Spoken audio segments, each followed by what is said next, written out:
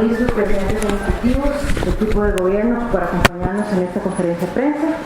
Damos la bienvenida al señor presidente de la República, don Guillermo Solís, la señora primera dama, doña Mercedes Peñas, la señora vicepresidenta de la República, doña Ana Elena Chacón, el señor ministro de Desarrollo Humano e Inclusión Social, señor Emilio Arias, y también nos acompaña el señor ministro de Trabajo y Seguridad Social, el señor Carlos Alvarado. La voluntad política de la administración Solís Rivera desde uno de sus compromisos fundamentales fue atender desde el inicio el problema estructural de la pobreza en Costa Rica. Hoy, los datos del Instituto Nacional de Estadísticas y Censos, INEC, informan que Costa Rica logró reducir la pobreza alcanzando el índice más bajo en los últimos 7 años. Vamos a escuchar el mensaje del señor presidente de la República, señor Luis Guillermo Solís Rivera.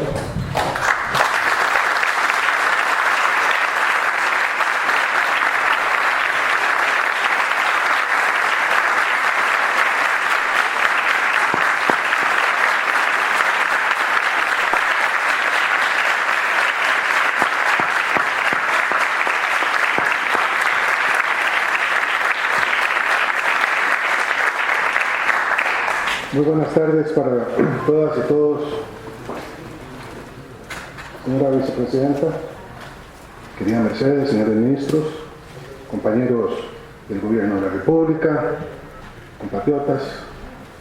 Costa Rica está combatiendo la pobreza con método, coordinación y resultados. Hoy podemos afirmar con satisfacción que desde que asumimos el gobierno, la pobreza bajó del 22.4% en el 2014 a 20.5% en 2016, una reducción que significa 19.131 hogares menos bajo la línea de pobreza.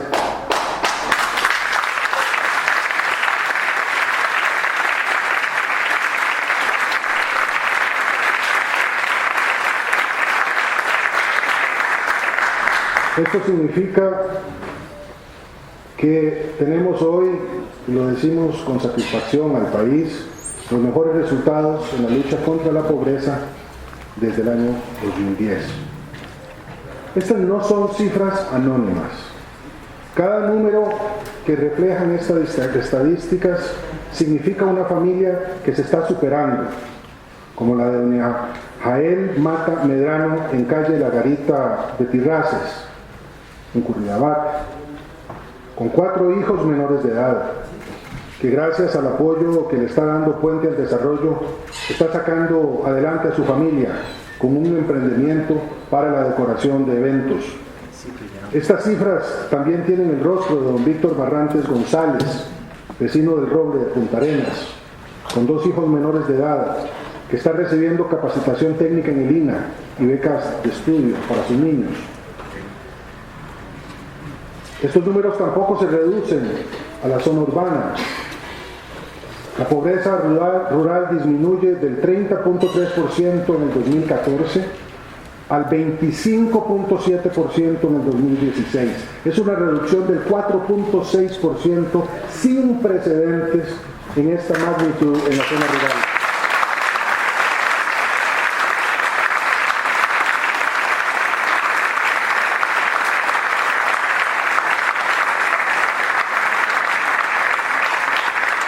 Pero lo que más nos alegra es especialmente que el impacto de nuestros esfuerzos sean aún mayores en regiones que históricamente han sido muy golpeadas por la pobreza. En la región Chorotega, del 2014 a esta fecha, la pobreza ha caído 9.6 puntos porcentuales, al pasar del 33.2% al 23.6%, y en la región Brunca, la de mayor incidencia de pobreza en el país, ha pasado del 36.2% al 31.2%. También hemos logrado una reducción en la pobreza extrema, al pasar del 7.2% en el 2015 al 6.3% en el 2016. Esto significa que hay 9.700 hogares menos en esa condición. Sacando rápidamente números, Eso significa como tener casi un estadio nacional lleno de gente, porque son casi 10.000 familias, un estadio nacional y medio menos de pobres extremos en este país. Eso es una respuesta que supera lo económico y lo social, es una respuesta ética que alude a lo mejor de los costarricenses. El índice de la pobreza multidimensional, que mide la pobreza no solo por el nivel de ingresos, sino desde 5 dimensiones diferentes: educación, salud, trabajo, protección social, vivienda e internet, también muestra una disminución significativa. Llegó a su nivel más bajo en los últimos 6 años, al pasar del 25,9% en el 2010 al 20,5% en el 2016. Y menciono todos estos números porque son números duros, que están ahí para ser constatados. Y habrá debates y habrá sin duda mucho que mejorar todavía, porque es cierto que esta lucha no termina y tiene que continuar fuerte a lo largo del resto de esta administración y llegar hasta los rincones del país en donde todavía hace falta más política pública para reducir la pobreza. Pero nada se está improvisando. Es un extraordinario logro que hemos tenido del equipo económico que lidera nuestra vicepresidenta Melena Chacón. Los liderazgos extraordinarios, primero de don Carlos Alvarado, quien fue el ministro al inicio de la administración y presidente ejecutivo de Limas, y después de don Emilio Arias, que ha seguido en esa tarea, de doña Ana Josefina Güell, de los equipos del Consejo Presidencial Social, en donde se enlazan otros ministerios, la coordinación de ese equipo y el alineamiento también de la política económica. Todo ello es parte de un deliberado esfuerzo por cumplir con lo que prometimos: una economía creciente, pero una riqueza que se distribuye mejor. Falta, pero vamos en ese camino, y el camino es el correcto. Eso es lo que demuestran estos números. La inversión social ha crecido en un 14% en el último año y se concentra en el grupo de hogares con mayor pobreza. Hemos sacado a las instituciones a encontrarse con las personas más necesitadas de este país. Ya no se espera que esas personas tengan que ir a las oficinas públicas a hacer su trabajo. Y esto se hace articuladamente por medio de programas como Tejiendo Desarrollo, en donde las instituciones se alinean también para buscar la generación de empleo. 12 instituciones cuentan con protocolos que dan trazabilidad a la asignación de estos recursos y programas. Se han depurado las listas, de forma que solo las personas con más necesidad reciban estos recursos. Y hay un trabajo articulado entre la Estrategia Nacional CR Digital y la Estrategia de Puente al Desarrollo, donde no solo se incorpora el elemento tecnológico para reducir la pobreza, generar empleo e inclusión social, sino que también desde Puente al Desarrollo se concibe el acceso a las tecnologías de información y comunicación como una herramienta básica para el mejoramiento de los procesos educativos por medio de la realidad digital. Hemos invertido más de 33.000 millones de colones para combatir la pobreza extrema del país. Y el 100% de las familias cuentan con un plan para salir de esa pobreza extrema. Más de 85.000 beneficiados han pasado ya por las instituciones y 27.300 nuevas familias se sumarán a inicios del año entrante para alcanzar la meta de 54.600 que nos propusimos al inicio de esta administración. Y quiero reconocer de manera muy especial trabajo dedicado que también se ha hecho desde el sector privado. José, muchas gracias. Porque ha sido posible también encontrar ese punto donde lo privado y lo público se dan la mano en una alianza que solamente tiene como objetivo beneficiar al país.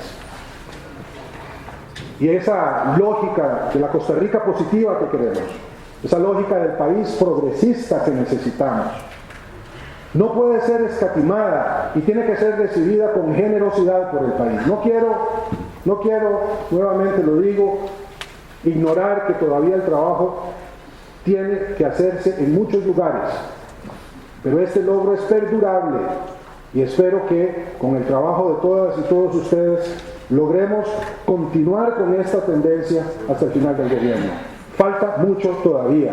Las condiciones van a mejorar para las demás familias que nos quedan todavía por recibir estos apoyos.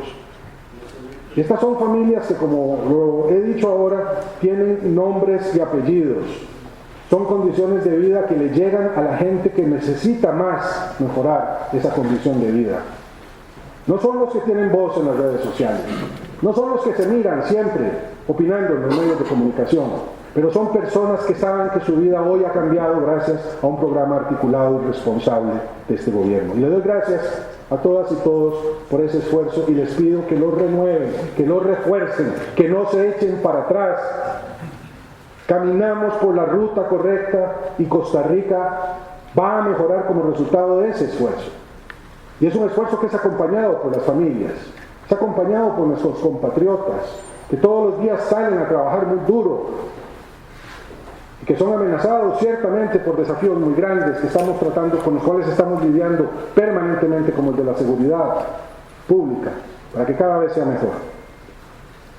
Pero me siento muy orgulloso del trabajo que han realizado, realmente me siento muy orgulloso. Creo que eso demuestra que cuando se persevera y cuando se miran los nubarrones que muchas veces oscurecen nuestros días con un espíritu optimista y también con voluntad de transparencia y honradez, las cosas caminan. Y gracias a Dios por Costa Rica. Muchas gracias.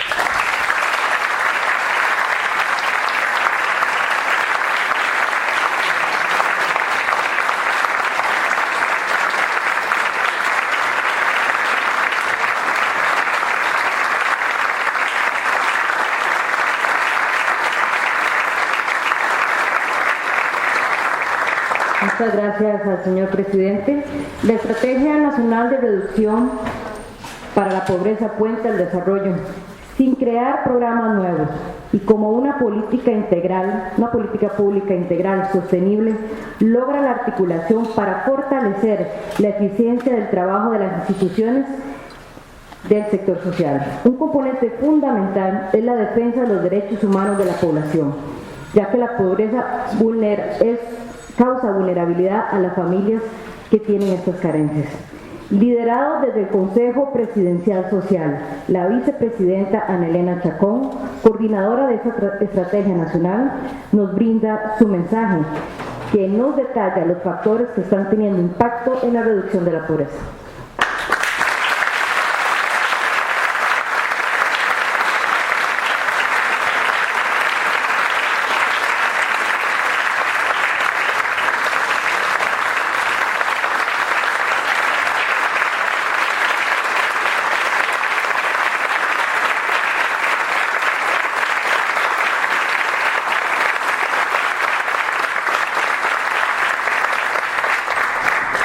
Muchas gracias. Hoy es una buena conferencia de prensa. Yo quiero iniciar de nuevo reiterándole al señor presidente no solo que su mandato ha sido un mandato firme, sino que me dio la oportunidad de tener uno de los mejores trabajos del mundo, que es trabajar con la gente. Esta gente que realmente nunca se había sentido con la posibilidad de ser atendida en la forma en que nosotros hemos decidido atender. Pero además esto necesitaba tener unos números duros para poder comprender que eran nombres, apellidos, porcentajes y que en Costa Rica sí era posible hacer el cambio. Este es el cambio por el cual vinimos a trabajar. Esta es la gente por la que vinimos a trabajar. Este total que vemos hoy de 22.4 a 20.5 de pobreza global, de pobreza rural de un 30.3 a un 25.7 y la pobreza urbana de un 19.5 a un 18.6. Eso significa que hoy hay gente que vive mejor, que hoy hay gente que come mejor, que hoy hay madres que duermen mejor porque sus hijos no tienen tantas carencias. Y por eso yo quiero explicarles que estas 22.620 personas menos en pobreza y 30.800 menos personas en pobreza extrema realmente han sido el objetivo de trabajo de todos los días. Hoy aquí presentes mis compañeros y compañeras del Consejo Presidencial Social No tengo más que palabras de agradecimiento porque nadie trabajó desde su feudo, nadie trabajó desde su nicho, y entendemos que el tema de la pobreza, y especialmente la pobreza extrema, significaba el trabajo y la misión por la cual estábamos aquí ante la venia del señor presidente. Y entonces, ¿cuáles son las razones por qué esto ocurre? Primero, la voluntad política, el imperativo ético y el mandato que nos dio Luis Guillermo Solís Rivera desde el día 1 de la administración, que íbamos a reducir la pobreza, que este era una necesidad política, pero sobre todo era nuestro compromiso ético con nuestros coterráneos. También visualizamos los derechos humanos como el eje transversal de toda política pública que hemos hecho. Y toda política pública se ha visto beneficiada del concepto de la integralidad de la dignidad de cada uno de los seres humanos, porque no hay mayor vulnerabilidad a los derechos humanos ni más completas que estar en condición de pobreza. Se te vulneran todos tus derechos. Y por supuesto, para una feminista convencida como yo, tenía que haber un eje transversal de género que pudiera entender la feminización de la pobreza.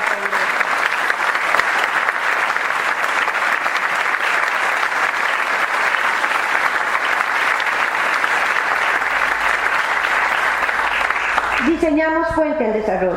Gracias a Emilio, a Carlos, a Ana Josefina, tanta gente que inició este proceso, doña Amparo Pacheco. Y Puente al Desarrollo no es un programa más, es una estrategia de reducción de la pobreza en el más alto nivel político. Es la estrategia que hoy nos da resultados.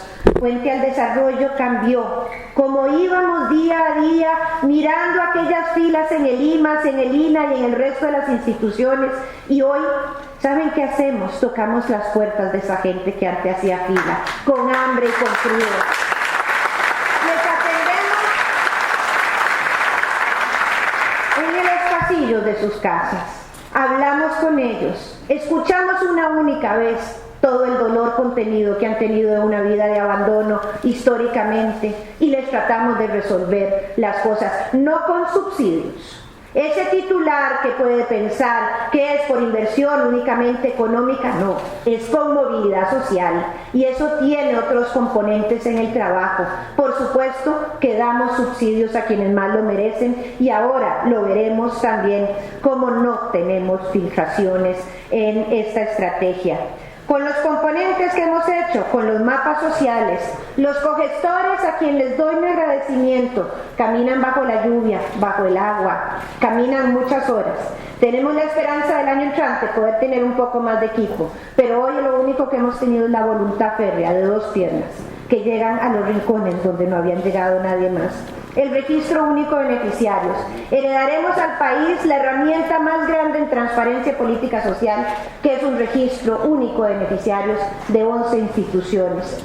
Tenemos también la evitación de las filtraciones, y ahora don Emilio y don Carlos les dirán, como claramente esta encuesta nos dice que en el quintil más bajo es donde va la plata.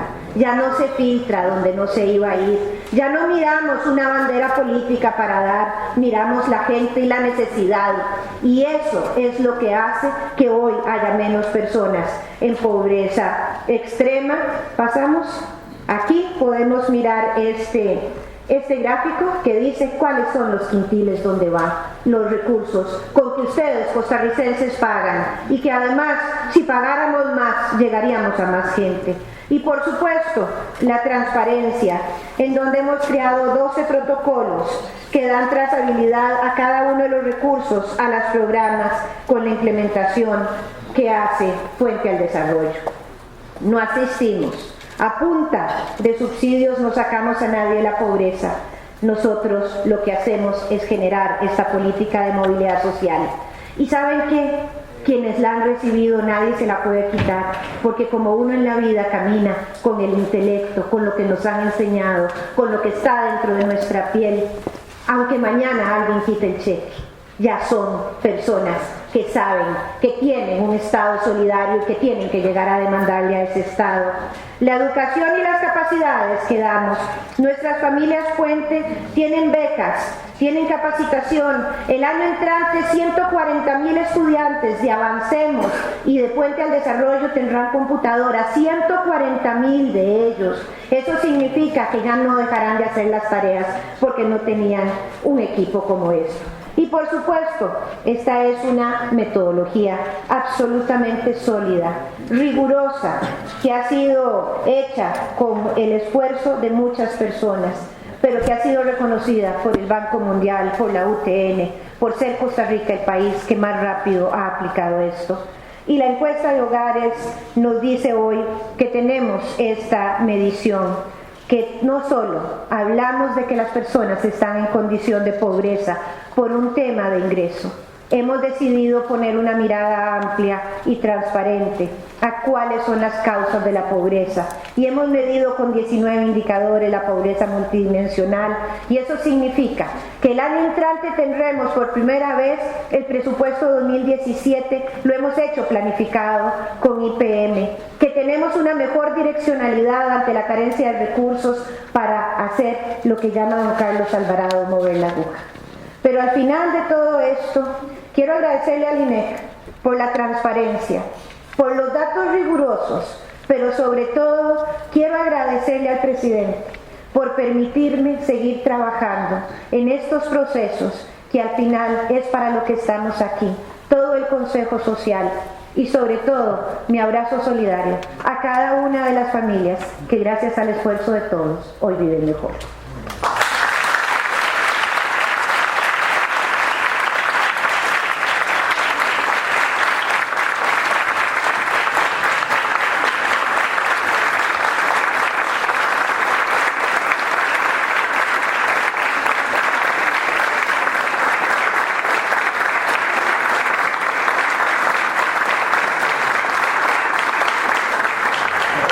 Despedimos a la señora primera dama, que debe atender una audiencia propia de su despacho. Muchas gracias a doña Mercedes. De seguido escucharemos al señor ministro de Desarrollo Humano e Inclusión Social, el señor Emilio Arias, quien nos detalla los datos de la Encuesta Nacional de Hogares de julio de 2016 que determina la reducción de la pobreza. Muy buenas tardes, señor presidente de la República, señora vicepresidenta, compañero de lucha, don Carlos Alvarado, compañeros y compañeras del Consejo Presidencial Social, Ana Josefina, viceministra, Gabriela, directora de Puente, amigas y amigos de la prensa. Sin duda alguna, los resultados que recibimos hoy son producto de un estudio técnico concienzudo, que no es nuevo, que hace el INEC desde hace muchos años y que ahora se ajusta incluso incorporando los elementos técnicos que nos permite el IPM, que es ver la pobreza más allá de ingresos, sino que también la vemos desde la óptica multidimensional. Si era posible, efectivamente, mediante un cambio en la atención de las familias, mediante la priorización y mediante la búsqueda de esas familias, como lo decía doña Ana Elena, lograr disminuir la pobreza en Costa Rica. Tenemos ahí la primera gráfica que demuestra la disminución de la pobreza en 1.2% y aún más si sumamos los 2 años que llevamos en esta lucha, llegar al 1,9% de disminución de la pobreza sumada. Y tenemos la pobreza rural que bajó un 4,6%. Y aquí es importante recalcar que la pobreza rural era un reto enorme para esta administración, era efectivamente llegar a donde nunca habíamos llegado. Y en esta dirección se puede ver a lo largo de la encuesta cómo los recursos han sido distribuidos de manera adecuada y cómo los mapas sociales y la ubicación de los 75 distritos prioritarios que al inicio de esta administración se definieron dieron un resultado, porque impactamos efectivamente en las zonas donde debíamos hacerlo. Eliminamos la intervención de la política electoral y las listas políticas para la asignación de los recursos. Esto demuestra precisamente los datos de esta filmina.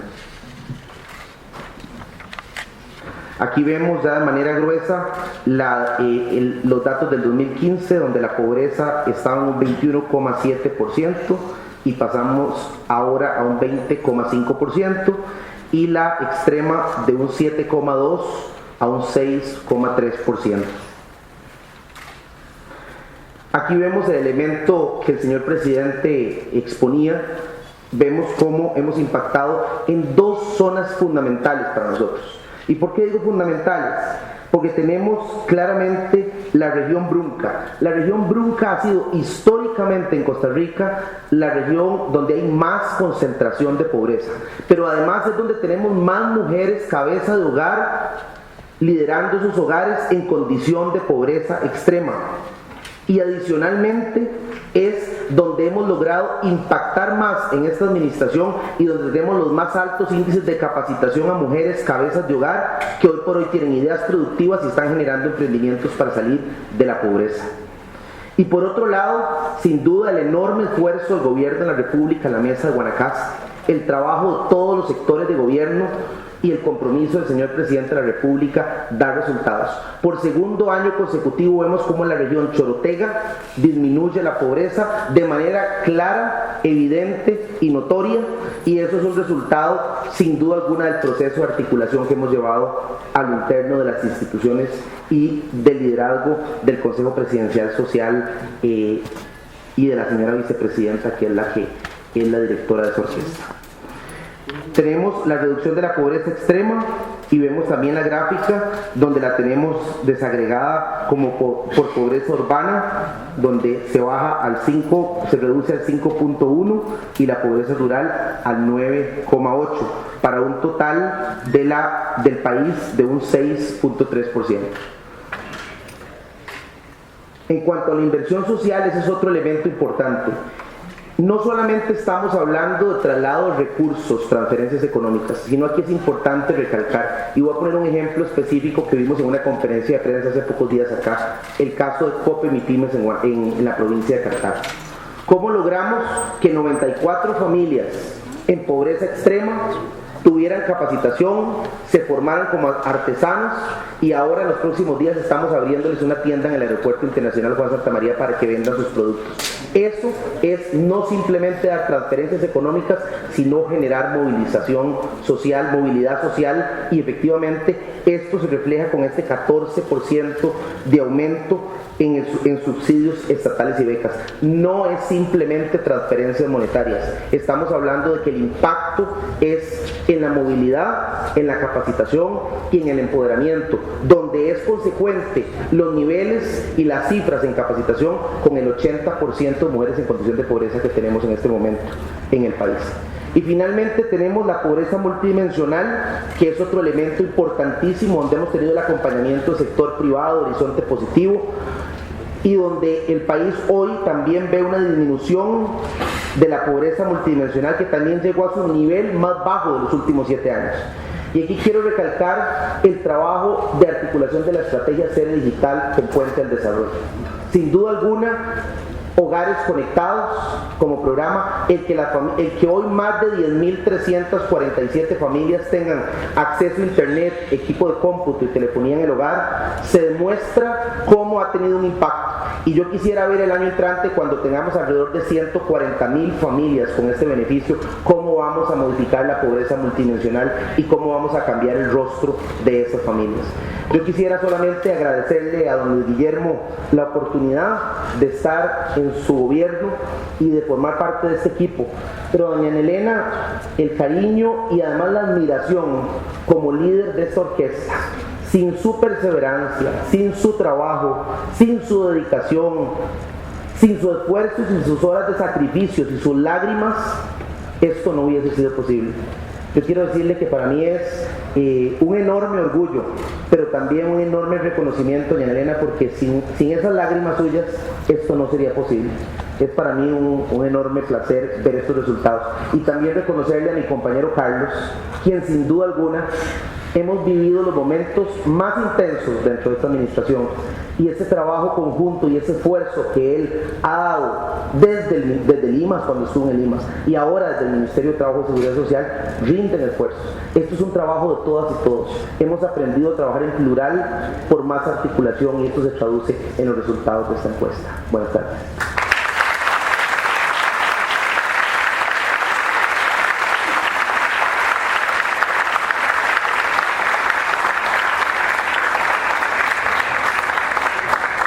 Gracias al señor ministro Arias. La administración Solís Rivera tiene como uno de sus pilares fundamentales la reducción de la pobreza y la pobreza extrema. Para esto se diseñó una ruta clara de trabajo y bien definida, que se ejecuta desde las instituciones de gobierno. El señor ministro de Trabajo y Seguridad Social, señor Carlos Alvarado, nos amplía sobre esta ruta de trabajo.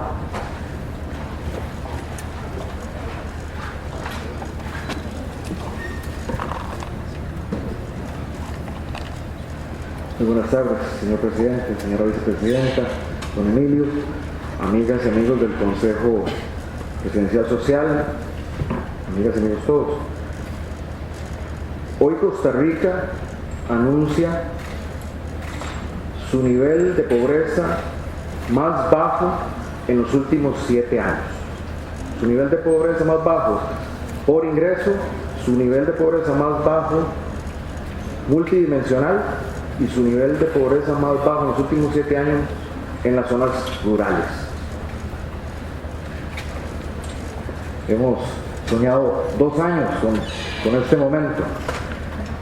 Ahora, esto, uno podría preguntar, ¿esto es obra de la casualidad, del entorno?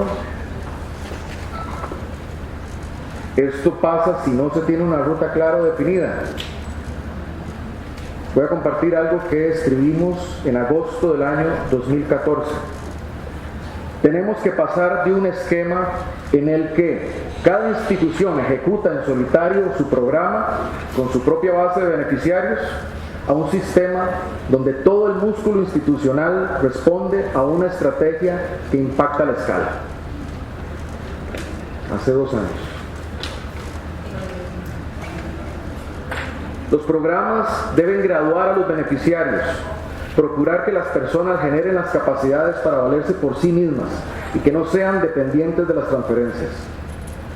Para eso también hay que evaluar los resultados. Se debe eliminar la discrecionalidad de la política para repartir los beneficios y escoger los beneficiarios. Y debe ser la técnica y la definición de grupos y regiones prioritarias las que asignan los recursos. Los principios de la política pública, priorización, escala y armonización con la técnica y la ciencia son los que deben guiar la planificación. Agosto de 2014. Hay líneas claras, priorización de las ayudas en los grupos más necesitados y las regiones prioritarias. Armonización de los actores en la lucha contra la pobreza a través de los sistemas de información, mapas sociales y registros, el trabajo conjunto procurando en la escala impactar la pobreza y mover la aguja. No es una tarea fácil, pero es nuestro deber, para eso pedimos el poder. Eso lo escribimos en agosto del año 2014. En mayo del 2014 asume la administración del presidente, don Guillermo Solís. En junio del 2014 se corre la medición línea base, la cual determina el 22.3 de pobreza en el país. En agosto del 2014 se tiene la primera sesión formal del Consejo Social Presidencial, liderado por doña Ana Elena, que paréntesis no se hizo antes porque requería el decreto de Mideplan, también para formalizar el espacio. Eso ya estaba antes de esto. En octubre de 2014 se hacen públicos y se instauran los mapas sociales en un trabajo conjunto entre el INEC y el Consejo Social Presidencial y el IMAS. Para mayo, aquí es abril, antes de cumplir 1 año de administración, hacemos pública la Estrategia Nacional de Reducción de la Pobreza Puente al Desarrollo, en un acto en el Parque de la Libertad. En octubre del año 2015 se hace público la primera medición del índice multidimensional de la pobreza, trabajado en conjunto con Horizonte Positivo y la Universidad de Oxford. Costa Rica, el país que más rápido en el mundo hace el desarrollo del índice de la medición multidimensional, octubre del año 2015. Para diciembre del año 2015 se han reclutado las 27.300 familias de la primera ola de atención del programa Puente al Desarrollo, un proceso que inicia desde abril y que concluye en diciembre con el primer grupo de familias que hoy son parte de la estrategia Puente al Desarrollo. En abril del año 2016 cumple un año la estrategia Puente al Desarrollo. En octubre del año 2016, hoy se anuncia el nivel de pobreza más bajo de Costa Rica en los últimos 7 años. ¿Hay una ruta o no?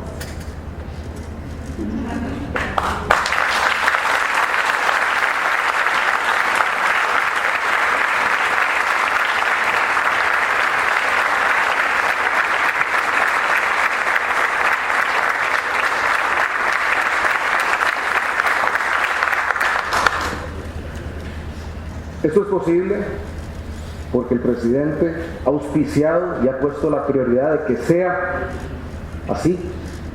Es posible por el liderazgo de doña Ana Elena, es posible por el trabajo conjunto de los compañeros, don Emilio, de todas las personas que están acá, de las diferentes instituciones que trabajando en conjunto lograron romper esa dispersión del esfuerzo social y lo lograron concentrar, y hoy tienen resultados concretos.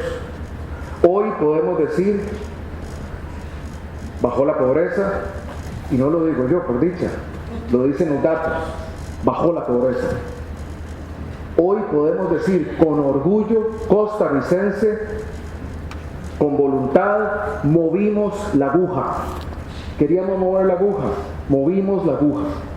Y en esa línea del tiempo, en diciembre de este año, inicios del otro año, iniciará la segunda ola de familias del programa Puente al Desarrollo para ampliar este esfuerzo, es decir, no hemos terminado aquí, para llevarlo más allá.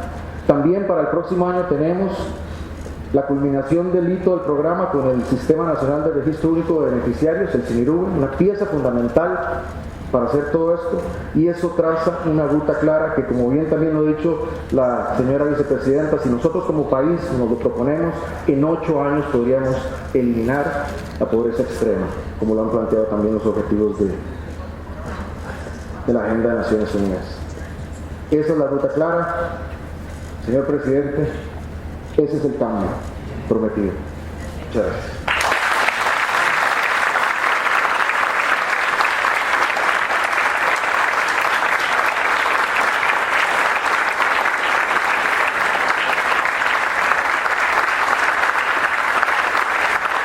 Muchísimas gracias al señor ministro de Trabajo. Damos inicio a un periodo de preguntas. Colegas, por favor, sobre el tema. Muchas gracias. Manuel, por favor, de Nación. De seguido, Carlos. Gracias. Buenas tardes, presidente, vicepresidenta y ministros. Yo quería, entiendo que hay un sistema donde se hizo una reestructuración institucional, se generó un mecanismo de sinergias que tiene peso en estos resultados, pero viendo también la composición de las fuentes de ingreso en el primer quintil, vemos que las transferencias del Estado y becas tienen un peso relativo del 16.7%, si eso se estima por decir es casi un 27%. Entonces, ¿qué tan sostenible es mantener este nivel de inversión social en el primer decil cuando el país atraviesa una condición fiscal como la que se tiene en este momento? Y además, porque si vemos la composición también de ingresos del primer quintil, los ingresos por salario, que son los que más peso tienen, no aumentan, sino que crecen los ingresos por transferencias del Estado. Entonces yo quería saber cuál es la proyección de mantener este nivel de crecimiento o mantener ese nivel de inversión en transferencias del Estado en los próximos años, siendo realistas con la condición fiscal del país. Y luego, presidente, usted da un dato de 33.000 millones invertidos en inversión social. Yo quisiera precisar ese dato, si es del 2014 a la fecha o es durante este año. Esas serían las consultas. Gracias. Gracias a Manuel. Iniciamos las consultas. Voy a responder lo primero. Lo importante que miramos en este primer quintil es que ya no existen filtraciones, que son los estudios con los cuales pues nosotros preocupados trabajamos al inicio de esta administración. Estos son becas, ¿verdad?, que provienen de una fuente de financiamiento, que es FODESAR. Ustedes han de recordar que FODESAR, que es la Dirección de Asignaciones Familiares, que maneja un fondo, este Fondo de Desarrollo Social maneja el 2% del PIB, el cual se remozó en sus finanzas en el año 2009, cuando yo, siendo diputada, me serví presentar un proyecto de ley para que tuviéramos un fondo robusto. Este fondo más bien ha aumentado en los recursos que viene trabajando. Nosotros hemos hecho todo esto no haciendo reestructuraciones institucionales, lo hemos hecho haciendo sinergias con las instituciones que existen, sin un peso más, pero poniendo la dirección y el foco en donde estaban las personas más necesitadas. Por eso ese gráfico no es producto de la casualidad, es producto de una direccionalidad de la política pública. Además, nosotros no pretendemos que las personas salgan de la pobreza exclusivamente por los subsidios. Estamos generando cantidad de programas que dan movilidad social. El más importante y sostenible en el tiempo, que lo miraremos en unos años, es la permanencia de las personas en el sistema educativo, muy especialmente en el sistema de educación secundaria, en donde hemos hecho una agilidad enorme en el otorgamiento de las becas de las familias en pobreza extrema. Damos a las mujeres capacitación. El INA está trabajando también con Familias Puente al Desarrollo. Es decir, hay una gran sinergia con universidades en donde también estas familias se benefician de algunos cursos que hemos dado, y por supuesto que queremos hacer cosas como los emprendedurismos que ya llevamos a cabo, y el señor ministro claramente nos explicaba uno de los ejemplos, que será la tienda que abriremos en el aeropuerto Juan Santamaría, pero también lo que queremos es pasar a las mujeres a la formalidad, porque esto tiene un rostro femenino, sigue teniendo rostro femenino, y por eso estamos trabajando en una política universal de corresponsabilidad del cuidado, en donde realmente las mujeres puedan dejar a sus hijos en algún lugar para salir a trabajar, porque este es un indicador que no les permite a la mayoría de estas madres jefas de hogar entrar en el sistema formal laboral. Ministro Arias. Yo quisiera aclarar algo. Históricamente hemos tenido transferencias. Sin embargo, aquí lo importante de analizar en la información que el INEC da es dónde están ubicadas ahora las transferencias. El elemento diferenciador es que hemos logrado impactar donde verdaderamente se requería para poder disminuir la pobreza. Adicionalmente, cuando hablamos de transferencias, no solamente estamos hablando de trasladar dineros por trasladar dineros, sino que hay condicionamientos. Y al haber un condicionamiento, el hecho de que yo le dé una beca a un muchacho, una muchacha, o que le traslademos Avancemos, significa que pueda terminar de estudiar, y al fin y al cabo ese muchacho o muchacha puede ser el motor para que esa familia salga de la condición de pobreza. Pero aquí creo que el elemento importante, y claramente lo dijo INEC, es que se distribuye de manera adecuada, priorizada, y donde deberíamos hacerlo históricamente los recursos. Creo que esa es la respuesta del por qué vemos el cambio, porque si tuviésemos los mismos recursos distribuidos como siempre se distribuyeron, no hubiésemos tenido, haciendo lo mismo, resultados diferentes como los que en este momento tenemos, que son evidentes. No, yo me sumo a esa respuesta. No hay, yo creo que todos somos testigos de que no hay un incremento radical en ninguna de la partida de los programas sociales como para verlo ahí reflejado. Entonces, ¿de dónde viene? Viene de la eficiencia, viene de hacer un mejor uso de los recursos, del trabajo conjunto para impactar a la población más necesitada. Porque este es un elemento que hay que resaltar. Aquí lo que la encuesta del INEC refleja es un crecimiento porcentual mayor en los ingresos de la gente más pobre.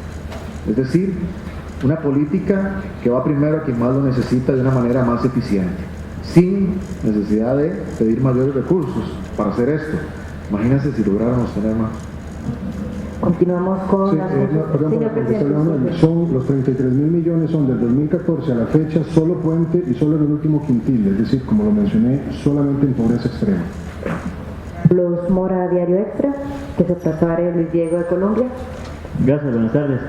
Don Luis, o no sé si tal vez don Carlos, cuando hablan de la segunda parte del programa que inicia en diciembre o en enero del próximo año, quisiera preguntarle en qué áreas son los que se van a priorizar del país, se tienen identificados los lugares donde se va a enfocar esa segunda parte.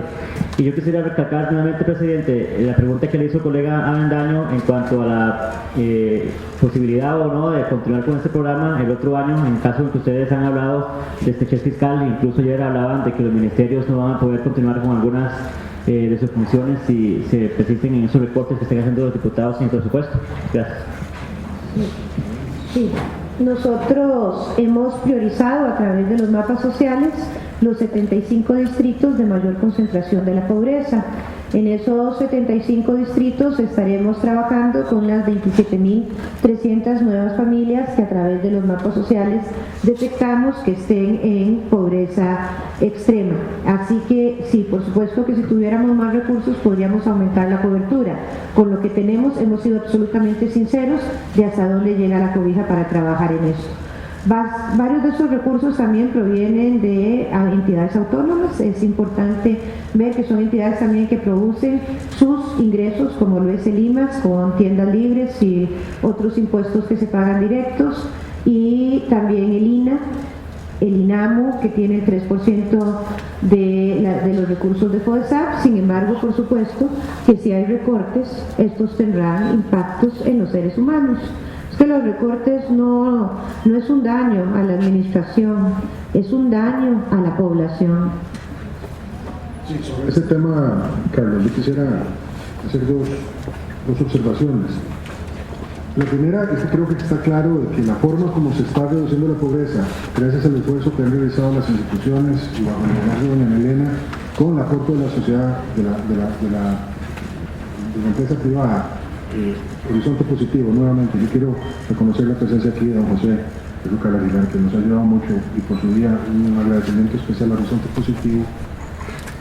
Da margen para la sostenibilidad, para pensar en sostenibilidad, porque hay un alineamiento, hay una forma que se ha trabajado, hay una limpieza, digamos, de los datos. Yo también quiero señalar a don Amparo Pacheco como una gran compañera que ha permitido en mucho la existencia del CINERUVE, que es el sistema único de beneficiarios. Esto es fundamental porque permite limpiar listas y que los recursos vayan mejor utilizados a los sectores más vulnerables.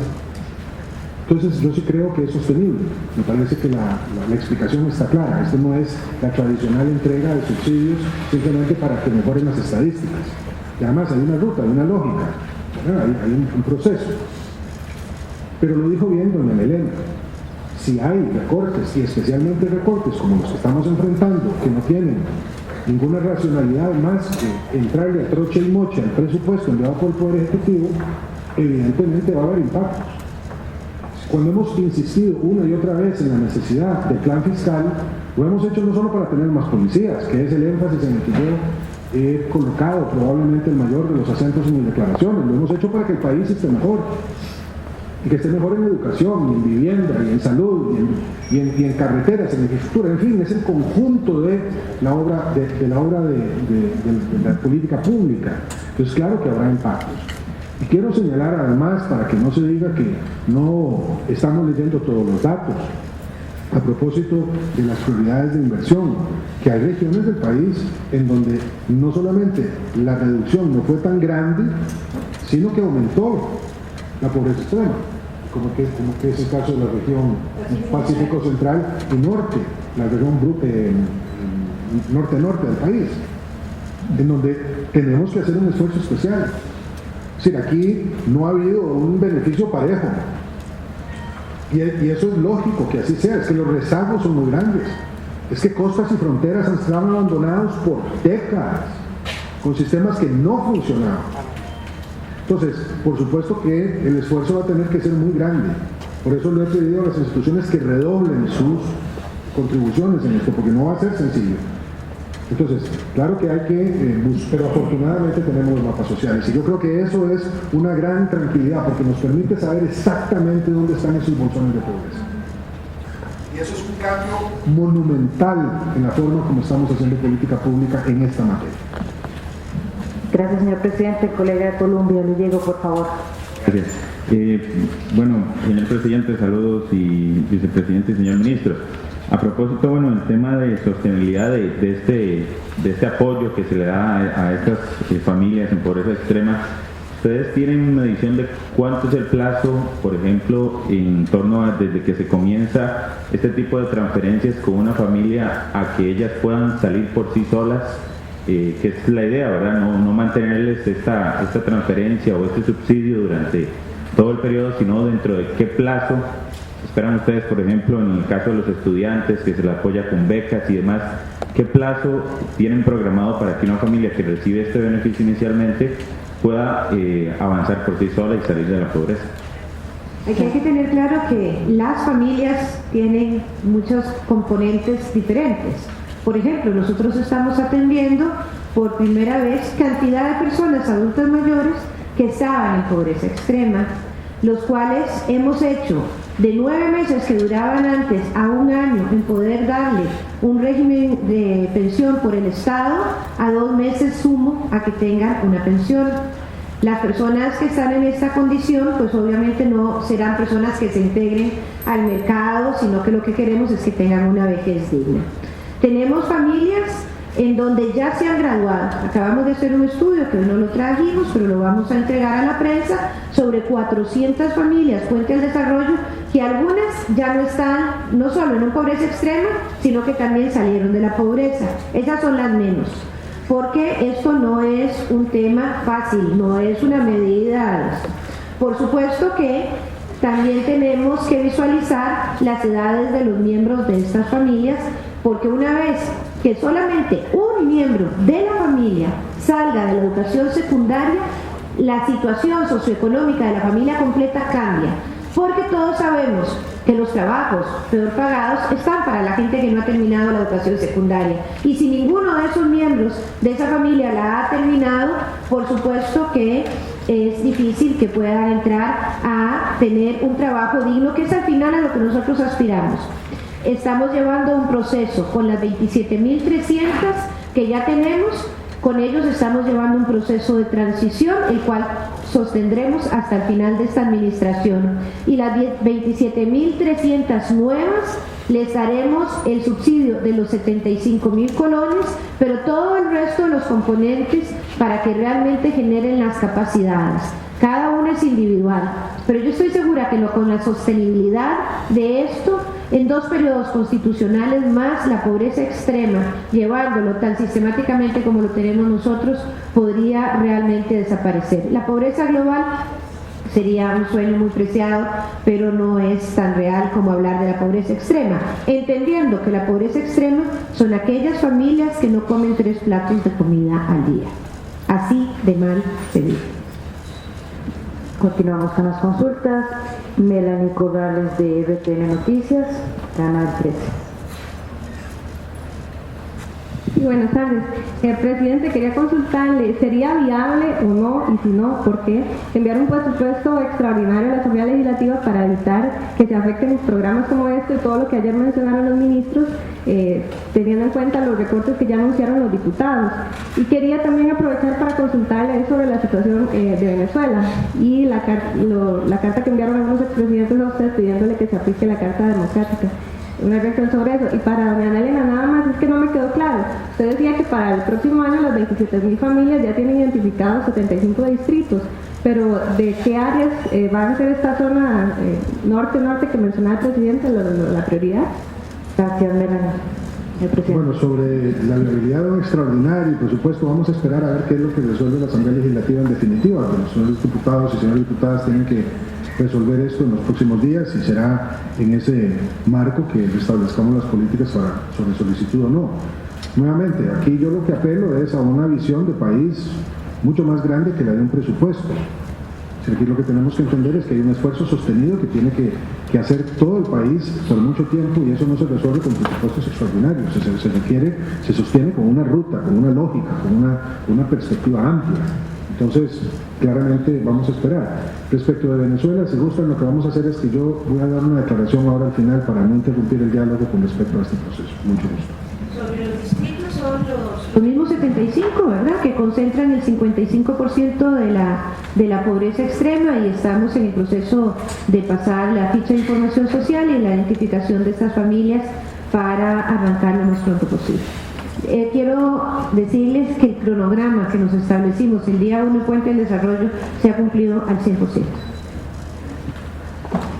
Colegas, ¿alguna otra consulta? Muchas gracias, muy buenas tardes.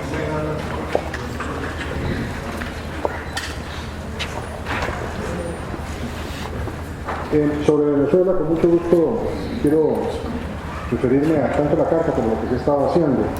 El sábado pasado, antes de que llegara la carta, el Ministerio de Relaciones Exteriores emitió un comunicado de una gran firmeza respecto de la situación en Venezuela. El texto se distribuyó, no fue muy divulgado por los medios, pero es una declaración en donde Costa Rica con toda claridad se desmarca de posiciones anteriores en donde habíamos estado buscando un entendimiento antes de una declaración de esa naturaleza. Es una declaración muy firme en donde nos reiteramos la posición nacional con respecto a los derechos humanos y a la necesidad de que esto se respete íntegramente en este país. Se suma esa declaración a más de 18 anteriores que ha hecho el gobierno en esa materia. El lunes pasado, también antes de recibir la carta de la señora y señores expresidentes, el canciller y yo hicimos un recuento detallado de cuál es la ruta que estamos siguiendo, que tiene que ver con una valoración del gobierno, pero también en consulta con agentes y gobiernos de América Latina. El señor canciller está yendo se queda para República Dominicana en el encuentro de la CELAC. Hay una previsión de que estos diálogos continúen también en Cartagena de Indias durante la Cumbre Iberoamericana, y me parece que en ese sentido también había claridad antes de recibir la carta de la señora y señores expresidentes. En ese momento, el lunes, cuando hablamos el canciller y yo al respecto, el señor canciller señaló algo que yo reitero, y es que el uso de la Carta Democrática como un instrumento en nuestro continente tiene que hacerse de forma mesurada, no atropellada, y garantizando que cuenta con los votos necesarios para ser implementada. Intentar hacerlo de forma atropellada, sin que haya certeza respecto de los apoyos que ésta va a recibir de parte del Pleno de la OEA, le puede quitar a la organización uno de los instrumentos, sino el más importante de los instrumentos para realizar su labor en favor de la democracia y la protección de la paz. Por esa razón, no va a atropellar el gobierno de Costa Rica el procedimiento señalado, no vamos a cambiar la ruta que habíamos escogido, continuarán las consultas durante los próximos días y hacemos nuestros mejores votos para que no haya violencia en Venezuela que pueda entorpecer los esfuerzos que el Santo Padre, entre otros, está realizando para garantizar la paz y la estabilidad en ese país. Muchas gracias. Muchas gracias, muy buenas tardes, gracias colegas, gracias al equipo de gobierno.